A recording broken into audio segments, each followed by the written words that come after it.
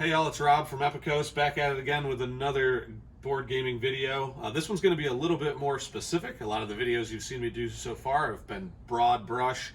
Let's talk about the new layout, the new setup, where everything lives.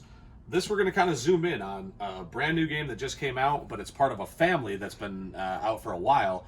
I think 10 years actually, because I think they're coming up on their 10th anniversary. They're going to be doing some stuff. This is Smash Up from AEG. The one that just came out that everybody's talking about is Disney. Of course, you put a popular IP like Disney on a solid, proven commodity game like Smash Up.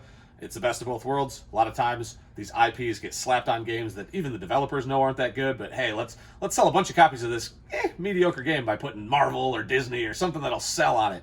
I love when this happens, and it's an actual good game that they put a fun franchise behind. So Disney just came out.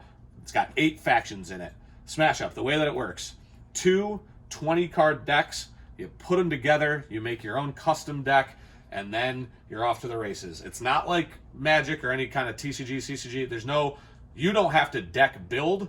The 2 decks just go together. So you've got Frozen, and it's got 20 cards in it. You've got your Olaf and Elsa in there. You can mix it together with Lion King and see how Simba and Mufasa and that whole gang goes together. So you can do Frozen, Lion King. All of them go together just in this box. Again, there's the 8 different factions. I think you got your Frozen in there. You got Big Hero 6, Aladdin, all kinds of options. Nightmare Before Christmas. 8 factions in here, so you can have loads of fun with just the Disney version by seeing how Aladdin interacts with Big Hero 6. The combinations are almost endless, but you can also go broader than that and combine it with all of these other options, and they really lean into kind of some of the tongue-in-cheek nature. The way that the powers work is very emblematic of the style. Frozen's going to work very differently than Lion King. It's really neat how they've done this. It's a card-based game. All the cards have powers on them. What you're ultimately trying to do is win these different bases that are worth a different amount of points, and whoever gets to 15, I think it is first, gets the job done. But Marvel just came out fairly recently. Again, you love to see a good IP on a good game rather than trying to save a bad one. But just in the base box, you've got some fun combos. You can do dinosaurs and aliens and ninjas, pirates. Again, these all play very, very differently. The pirates are moving stuff around. The ninjas are sneaking into a base at the last second to nab a quick point here or there. It's a 2 to 4 player game. It does play very differently depending on player count. Just like a lot of games, 2-player, you can be very zero-sum. Me versus you, whatever I do to harm you helps me. But in a 4-player game, it's a little bit more chaotic, but there's more bases, there's more options.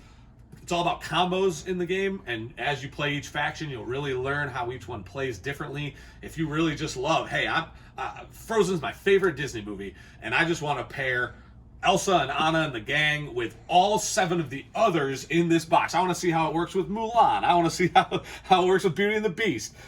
All of that is just in this box for that price point. And then if you want to see how Elsa pairs with Bear Cavalry, you can do that. One of the funniest tongue-in-cheek ones that they've come out with is this Cease and Desist, where they very distinctly copied existing IPs, but rather than paying the big bucks for the name brand Disney or the name brand Marvel, they did, hey, this is a Game of Thrones theme, but we call them the Ignobles. We can't call them Game of Thrones. The Changer Bots. Yeah, that's Transformers. It's very obvious what they were nodding to, but they wanted to avoid the cease and desist letters that would come with just straight ripping off a known IP. So they're funny with it. Again, there's probably 20 different expansions out for it at this point, and every box you can just play with this, or you can combine them all across the board.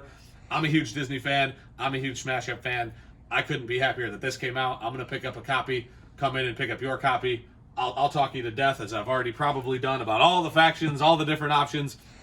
2 to 4 player game, super fun. Grab it today.